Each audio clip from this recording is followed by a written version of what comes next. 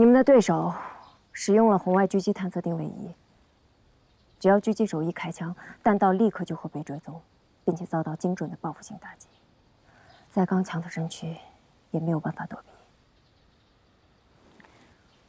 如果敌人比我们拥有更先进的装备和技术，就算我们拥有再精准的枪法，也没有任何作用。海德玛，咱们现在不是上课时间。我知道，猎豹的自信是在实战当中锤炼出来的。但是你想过没有？当你在经历一次次浴血奋战的时候，军事科技仍然在飞速的发展。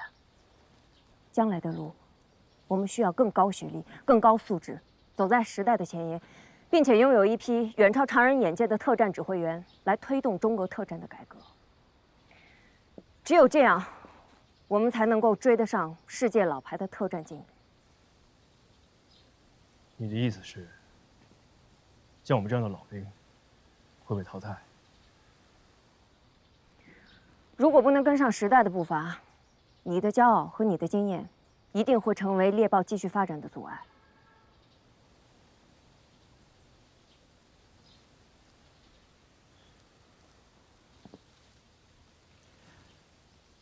海德玛，课上见。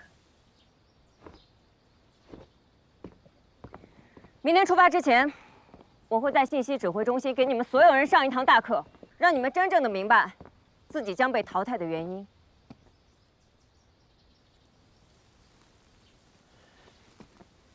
恭候。咱们干嘛来了？上课。上课。艾参谋给咱们上课。艾参谋不赖呀。上课。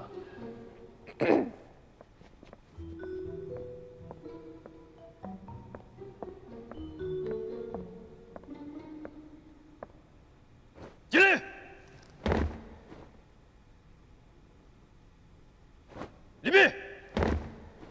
非常感谢大家今天能够抽出宝贵的时间，也感谢支队能把信息指挥中心借给我。今天这堂课的题目叫做“战争时代”。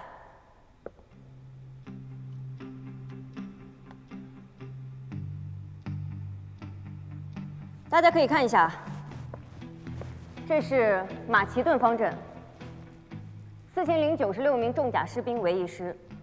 除了这4096名重甲步兵之外，还会有轻装步兵、骑兵、府兵，在两侧的机动护卫，总计8192人。这8000多个人，正好组成了一个现在我们看到图像当中展示出来的马其顿初级方阵。这种初级方阵，把人类的集体力量通过训练和军规军纪发挥到了极致。他们在交战的时候，5排训练有素的士兵一起探出手里的长矛杀敌。当第1排的士兵战亡，第2排的士兵就会立刻补上空位。整个方阵周而复始，不断的碾压敢于挡在他们前面的任何一个目标，直到把敌人全部都摧毁。4个初级方阵组合在一起，会形成一个更大的正方形。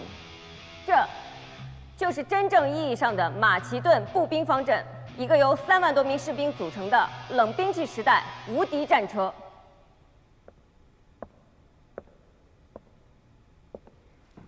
精英们，你们接受的训练、掌握的知识，远比古希腊时代多出几千年的沉淀。我想请你们思考一下，要用什么样的办法才能正面击溃这种步兵方阵？简单，用投石机或者派一队先锋骑兵打开突破口。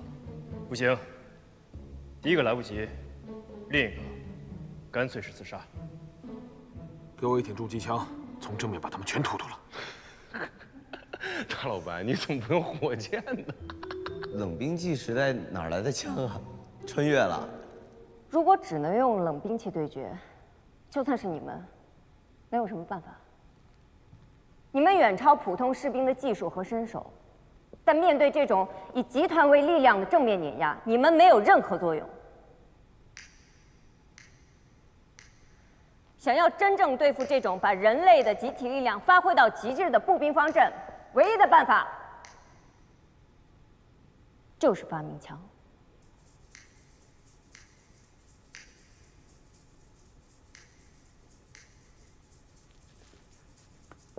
请大家看一下屏幕。虽然这种火绳枪现在看起来比较落后、比较原始，但是它的出现使得像马其顿步兵方阵一样的战术和冷兵器一起被枪械所代替，人类的战争形态进入到热兵器时代。在第一次世界大战期间，双方比拼的已经不再是体力，而是火力。机枪碉堡、战壕和铁丝网成为了那个时代最难攻克的战术组合。但是很快到了二战时期，这个王牌组合在以坦克为主力打出的闪电战面前，几乎是完全溃败。战列舰、航空母舰展开了最激烈的碰撞，争夺海上霸主的地位。而在他们的头顶，各种新型的战斗机以惊人的速度不断地更新换代。而这个时代被军事学家们称为大规模机械化的战争时代。接下来是海湾战争。上个世纪90年代，海湾战争爆发的时候，各国的军中精英还在兴致勃勃地推演，以美国为首的多国联军要以多少伤亡为代价，又要多少时间才能击败拥有77个师、总兵力高达120万的伊拉克军队。就算是足够激进大胆的作战参谋，也认为以美国为首的多国联军需要用大半年的时间才可以赢得这场战争。有悲观者甚至认为，美国会在这场伊拉克战争当中重新陷入越战一样的沼泽，被拖入旷日持久的战争，最终会以不光彩的方式退出战场。结果就是，他们错了。燕子，哎，咱们到底要说什么呀？我们就是固步自封的马其顿步兵阵。说完了吗？完了，您继续。中国特战部队如果想要奋起直追，就需要拥有一批高质量、高素质的军人，配合中国军工科研部门在演习甚至是在实战当中，对新型武器、新型战术进行测评，并且将数据反馈上去，推动中国军工科研向高精端时代发展，并以自身为榜样，把新型科技推广到全军。在这样的环境下，曾经武警特战的尖刀猎豹突击队，如果你们不能够奋起直追，与时俱进，一样要面临重洗，甚至是被淘汰。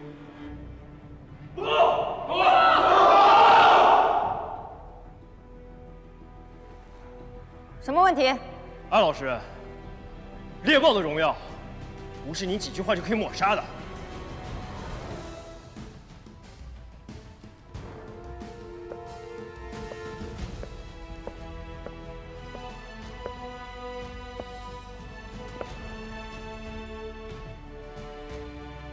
作为一名特战队员，你们的确非常优秀，用鲜血和汗水完成的任务，为研究提供了实战资料。但是，燕破月、肖云杰、白龙、郭笑笑，你们要清楚现在的身份。作为一名特战部队指挥官的学员，站在走向高精端时代变革的台阶前，你们可能连一名普通学员都不如。我们咬牙训练，看着战友倒下，拼死完成任务。我们不只是一份研究资料，更不会被淘汰。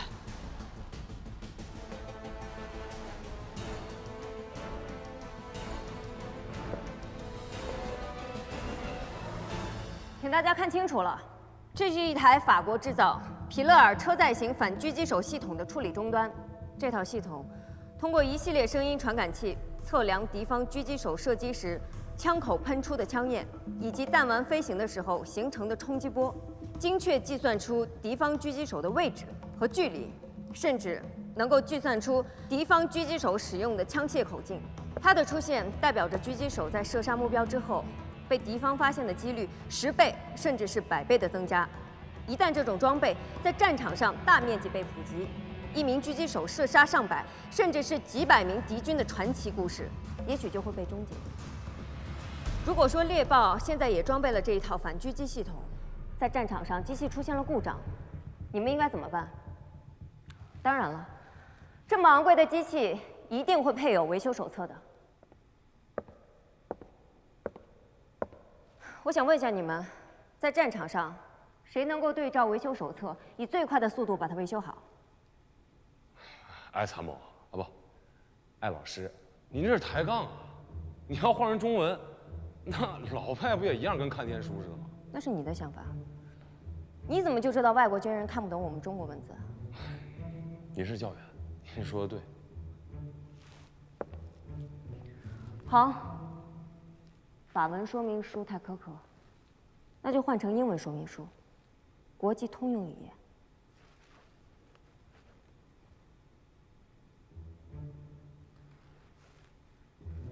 现在呢，谁能看懂？英语的日常对话，简单交流，我们都没问题。可你现在出的题，就算是过了托福的，也未必能答得上来，太强人所难了吧？这很难吗？猎豹的宗旨，不就是迎难而上吗？那不一样，我们不在一个领域。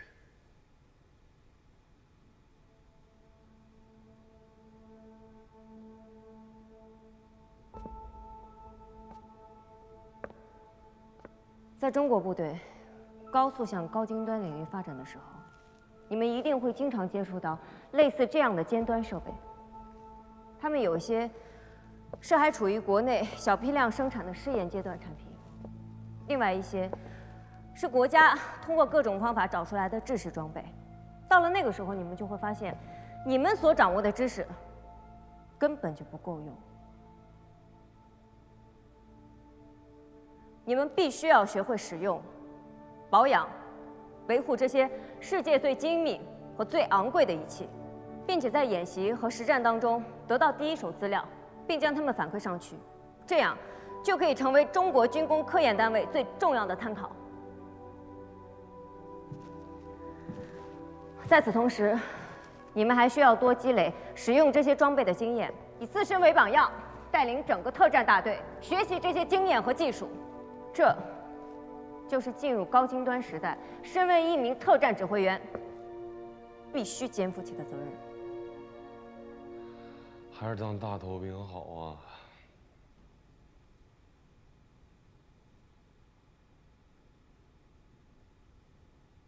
报告。说，既然你这么在乎高学历、高素质、高智商，干脆把军工研究所的研究员武装起来，丢进战场，让他们亲手取得第一手资料不就好了？为什么要来折腾我们呢？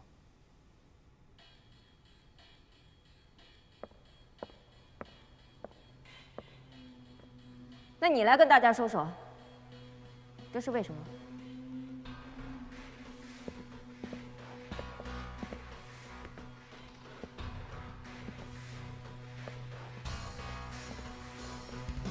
再好的装备，也要有人来操作。如果他们一上战场就被打成了筛子，再好的装备，再先进的战术，全都是扯淡。好。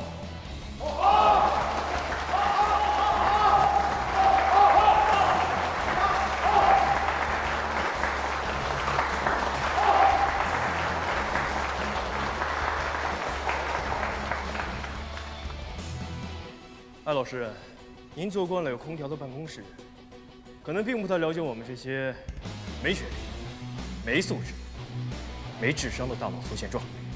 但我想礼貌地提醒您几句：特战队员是这个世界上最危险的职业。不要以为身体素质够好，意志够坚定，再训练一下，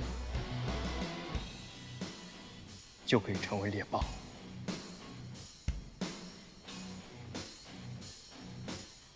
刚才，艾老师绘声绘色，又深入浅出地跟我们上了一场人类战争史的研究课。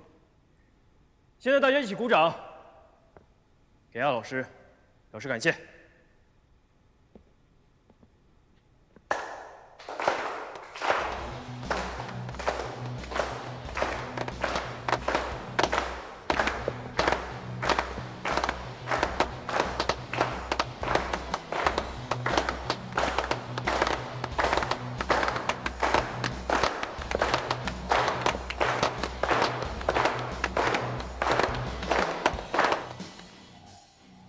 几年不见，上来就拔猎豹的须子，你这是有意要犯冲动啊？意料之中的事情，不先激怒他们，他们就不会知道再学习的重要性。他们的军事素质已经到达了极限，要武装的还有头脑。我必须要让他们知道，人外有人，天外有天。是啊，要建设一支强大的现代化武警部队。他们的宿命就是无穷无尽的向前奔跑，而我能教他们的已经到头了。幸好你出现了。对他们来说，有点残酷啊。这次从各个部队抽调精英到特战学院参加培训，总部规定，半年后开始新的甄选，以选拔出的特战指挥员为骨干，组建新的猎豹。猎豹是我们武警最精锐的部队，所以你只有半年的时间，你要培养出一批站在世界军事舞体的最强者。半年，时间太少。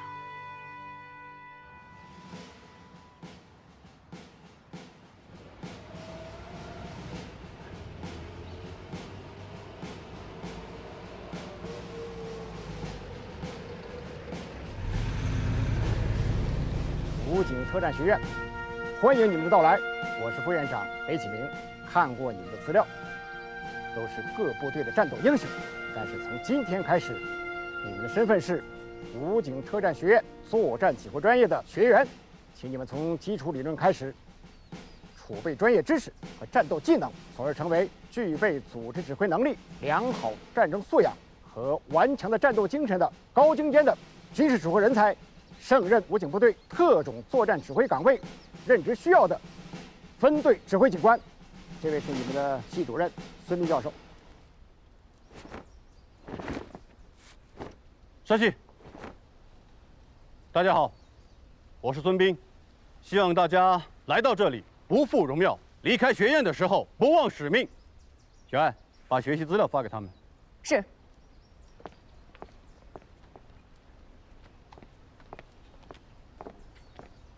我是你们教员艾千雪。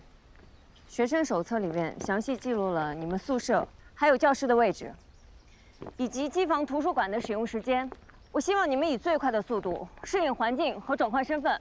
明天是我和你们的第一堂课，为了不影响其他学员的进度，请提前复习资料。燕子，这艾参谋什么时候变这样了？以前在二四集团多好一姑娘啊！我从来都这样啊。不能够吧？我记得以前挺亲切的呀。现在的亲切，镇得住你们吗？我们经过最严格的考核，打击过武装毒贩，枪林弹雨立过功。他们这些文职，在我们面前再不端着点儿，来个下马威，上脚牌，哪来自信？哎，我说啊，就不能真诚点啊？这套路他怎么就玩而不腻呢？这资料还用预习吗？大老白，你还真来上学的呀你啊？不是，不然呢？镀个金，走个过场就完了呗。我不了解流程，但我了解金峰，他不会安排没意义的事情。哎，我跟你说，绝对想太多了。我敢打包票，就刚才那系主任啊，咱猎豹3天的训练量都打下不来。人家多大年纪了，你跟人家比？燕鹏远，你站那儿别动，等我下来啊！谁呀这是？我你都瞒，是不是兄弟啊？我不认识。装啊，你就装吧。真不认识。人家说了，让你站那别动。长得帅就是好啊！哎呀，干嘛去？人马上下来了。来！你好，我叫肖云杰，燕坡月的战友、发小、好兄弟，老听他提起你，都听成熟人了。你看，不可能！啊，冤家路窄啊，还记得我吗？我们认识吗？你把我给绑树上，你这么快就给忘了？哦，你穿常服，我没认出来。上次对抗演习，你是敌方，对不住。我是参战人员吗？我身上有蓝军标志吗？之前你拍那二凳子一下子使劲就打呀。百闻不如一见，久仰大名，久仰。我告诉你，我上次是失误，重大失误，风水轮流转。燕破月，没想到我们还会再见吧？我告诉你，我现在在作战指挥专业读研究生，是你的学姐，你以后给我等着。好，我等着。哎呀，学姐，开玩笑，不要心里去，多多关照。再见。燕破月，你不要把来学院上课想的那么容易，你会尝到被碾压的滋味的。未来生活是真丰富啊！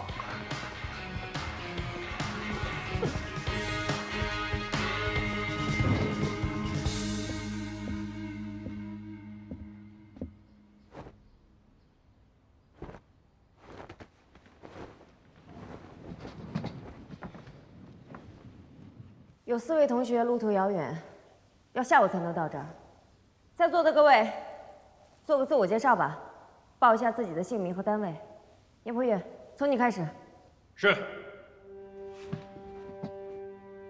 战友们好，我叫燕破月，来自中国人民武装警察部队猎豹突击队。完毕。战友们好，我叫肖云杰，来自中国人民武装警察部队猎豹突击队。完毕。战友们好，我叫郭笑笑，来自中国人民武装警察部队猎豹突击队。完毕。大家好，我叫白龙，来自中国人民武装警察部队猎豹突击队。完毕。你们好，我是王磊。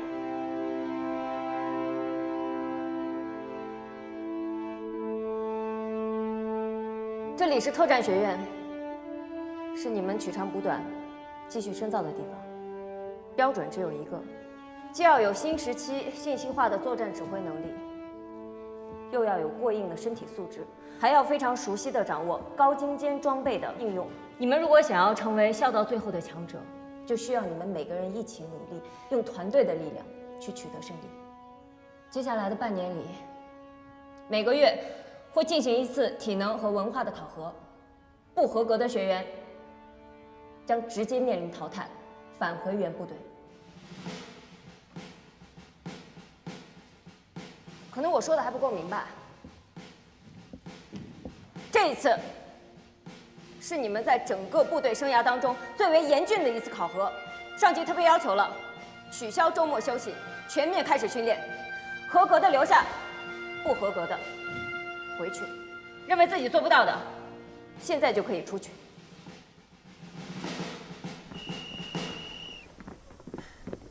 吃完午饭就找不着你了，一猜你就在这儿呢。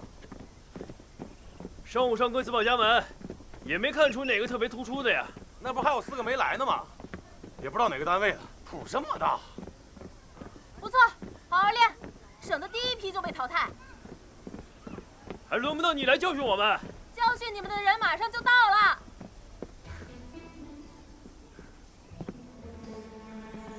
学姐，你说这话什么意思啊？下午上课你们就知道了呀。别下午上课了，就现在吧，小道消息，透露点啊。嘴干，说不了啊。简单，您请。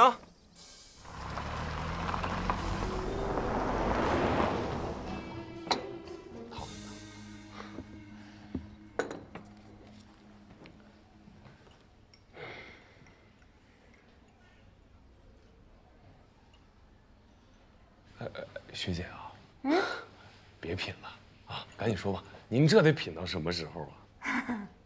免费的就是好喝。嗨，啊，嗨，学姐呀，你想要单独跟我相处，你就说呗，你也就是一学员，你能知道什么呀？你们特训班的学员资料都是我替系里管理的。不然我怎么可能会知道燕破月要来？告诉你，你们班最厉害的不是燕破月，而是马上要来的那4位。吹吧你就。好了，我不白喝你的，我让你知道知道，你的对手有多厉害。这4名学员，1名上尉，3名中尉，基本都拥有本科双学历。他们都来自第1机动总队特战第2支队，长期参与反恐实战任务，每天面临生死考验和枪林弹雨，执行任务无数。4人还曾在 W 国猎人学校训练1年，以优异的成绩毕业。每个人都是某一领域专家，熟练掌握多国语言和各种高科技作战装备。苏建帆，通讯专家，医学和营养师，能根据队员的不同体质和专业搭配出不同的营养膳食，能够快速地解决各种内外创伤。任孝川，武器及爆破专家，熟悉国内外各种轻重武器的参数，能够在1分钟之内提交作战任务所需的武器清单。毛朗，狙击专家，不仅弹无虚发，而且擅长隐蔽。听说在一次任务中被敌人逼近林子，敌方扫荡了3天3夜，不仅连个影子都没有发现，而且还被他把领队给伏击生擒了。这最后一个嘛，也是最厉害的一个，裴洪湖。洪湖，这什么名啊，这么怪啊？燕雀安知鸿鹄之志的鸿鹄，裴洪湖。他呢是全军有名的作战专家、格斗高手。与其说是格斗，不如说是能在最短的时间内将所有的进攻和防御全部击溃，甚至直接击毙的一种格杀术。在多次的任务中担任总指挥，对他们而言，你们曾经引以为傲的优势、残酷的训练和丰富的实战，在他们面前根本不值得一提。他们长期在战火纷飞的国家执行各类安保任务，每天都是生死考验。相反，他们还拥有你们没有的另一面，随时能把最新的装备和技术运用于战斗。狠人啊！既然都这么狠了，那还培什么训啊？就为了来寒碜我们啊？打击我们自信心是吧？哎，有这种可能？谁让你们这么傲了？哎呀，要真是这个目的，那还这么大费周章把我们送特战学院来干嘛呀？直接淘汰不就完了吗？之前你们是兵，成为了猎豹，兵的竞争已经结束了，现在是培养新型指挥员的竞争。哼哼，等着被碾压吧。这4位就是最后来报道的学员，跟你们在座的每个人都一样，都是从武警部队里面挑选出来的精英。请你们4位做一下自我介绍。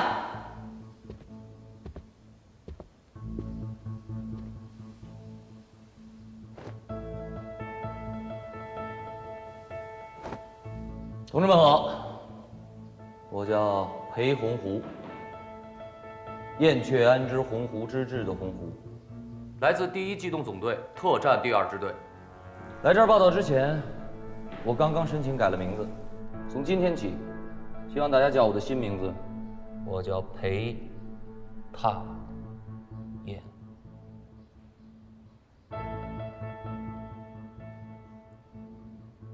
报告教员，我能跟战友们认识一下吗？请便。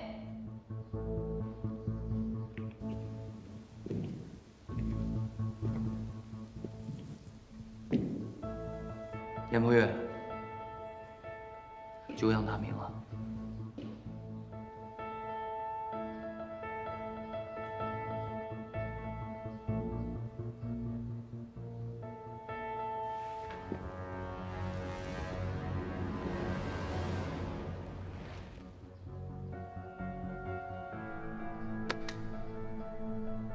我就是为你改的名字，想看看警官证吗？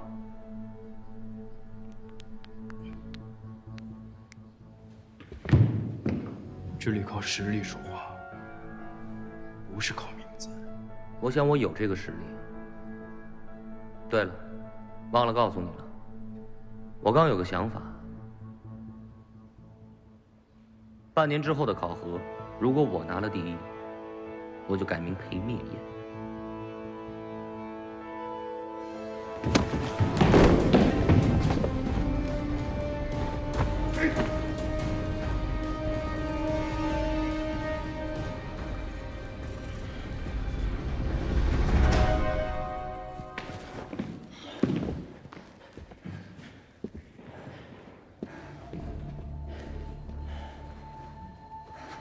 刚才是故意用语言挑衅你，让你走神儿，否则没那么轻易得手的。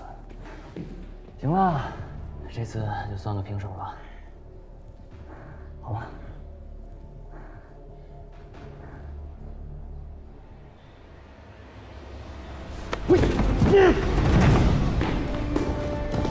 让开！作为一名特战队员，短时间内犯2次同样的错误，应该吗？他有受有伤，你抓他队友算什么？输了就是输了，找什么借口？要不服气，换左手试试。左手试试来。来，我给你比。跟我来。还有我。不用比了，今天我输了。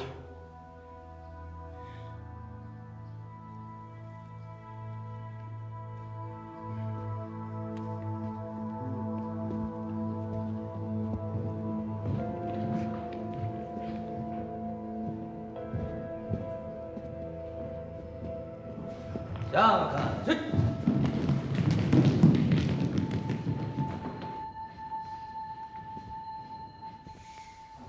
你这见面礼确实够大的。来，继续自我介绍。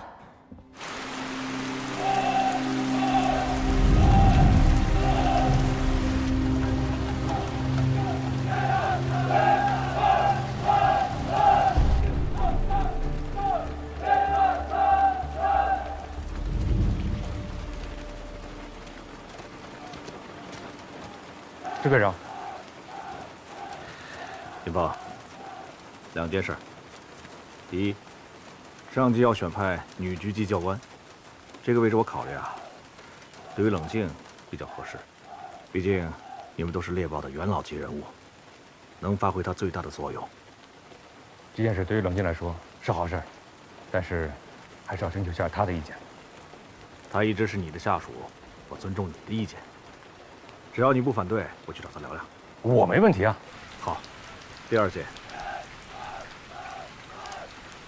这次啊，不是一般的竞赛形式，是各国联合比。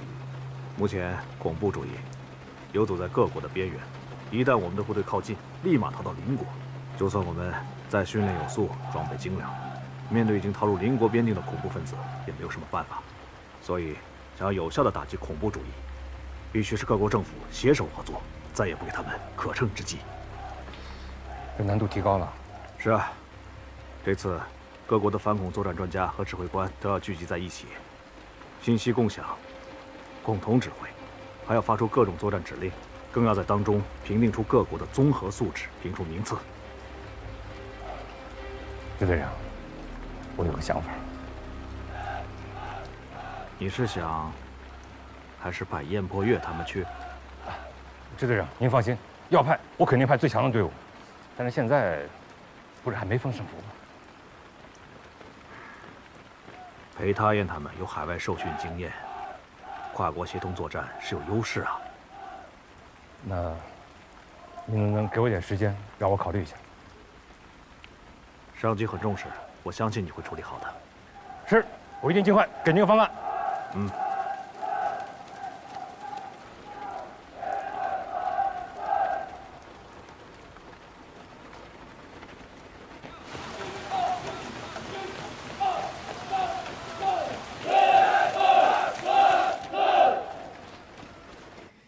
裴太燕，你还真把名字给改了，够狠的呀你！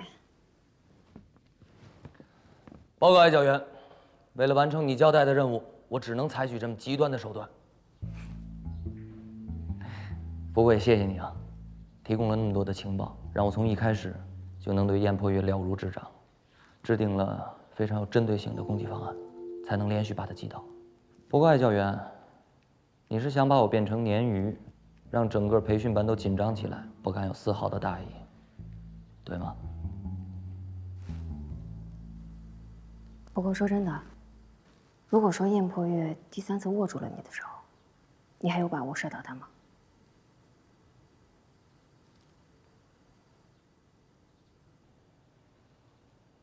如果他第3次真的握住我的手，我相信倒的人是我，因为前2次我利用他身体上的旧伤和性格上的缺陷，能够连续击倒他，但同时我也暴露了我的体能、我的行动习惯。所以，如果真的有第3次，他一定不会放过我。可他没出手。燕破月，到底还是长大了。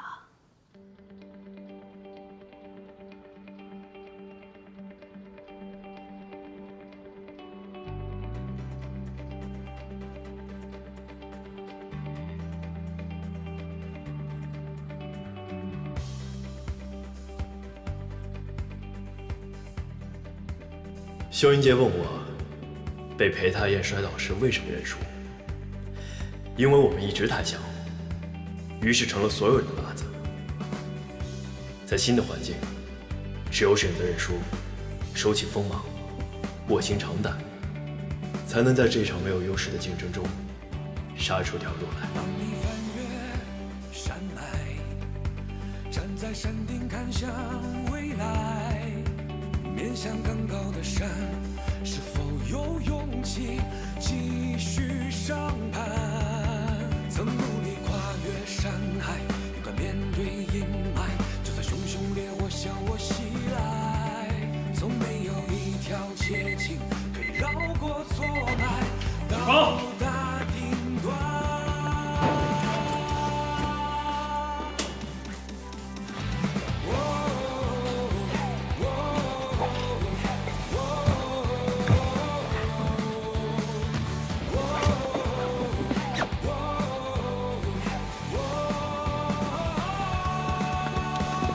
哟，这么快？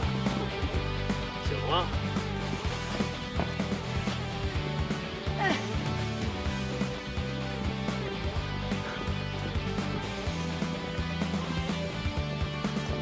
当你胜利归来，是否还有朋友为你喝彩？面向茫茫人海，找寻10公里负重，现在开始！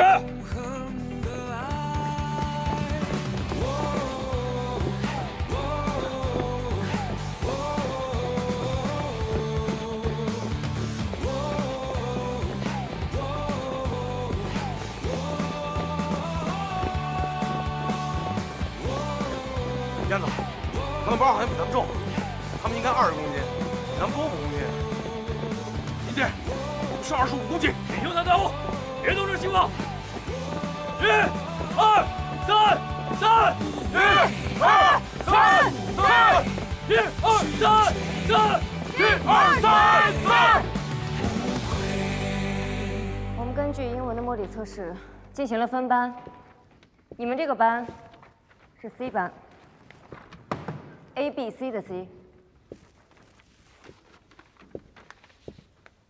不是，艾参谋，我这82分啊，82啊，不至于到 C 班吧？82分你就以为是高分了？啊，没错，你、燕破月还有郭笑笑，你们都是80分以上，看得出来你们高中那点水平还在，但是比起 B 班，你们就差远了，更别说 A 班了，那都是英文6级以上的水平。再说。A 班的同学必须要掌握3门以上的外语才行，你们够吗？那是 A 班。A 班都有谁呀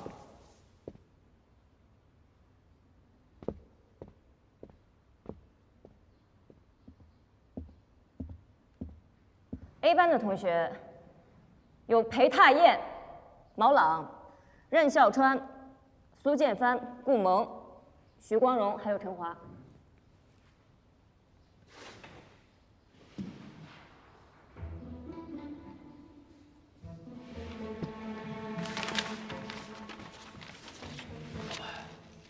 你这选择题都选 C， 也不至于5分呢。5分？大老白，5分？我拼音都认不全，怎么背单词啊？别笑了！你们确实不在一条起跑线上，但是终点线只有这一条，你们要继续努力。蔡教员，我们都想好好学，您多帮帮我们。帮助你们本来就是我的职责所在，但是学成什么样子，就要看你们的决心了。何教员，我有几个提议，不知道您能不能同意？你说。一，我们的体能训练时间减半，改为学习。二，夜里的熄灯时间推迟4小时，抓紧补习。还有，我们这段时间一定要多吃鱼，因为吃鱼补脑，现在就等于高考冲刺，那也是非常关键。可以啊，现在食堂的伙食不错，想吃去那儿。还有什么？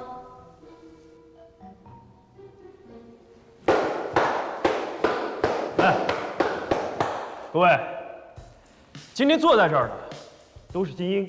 现在，我们面前横了26个刁钻耍滑、六亲不认的字母，只有战胜他们，我们最终才有走到终点的可能。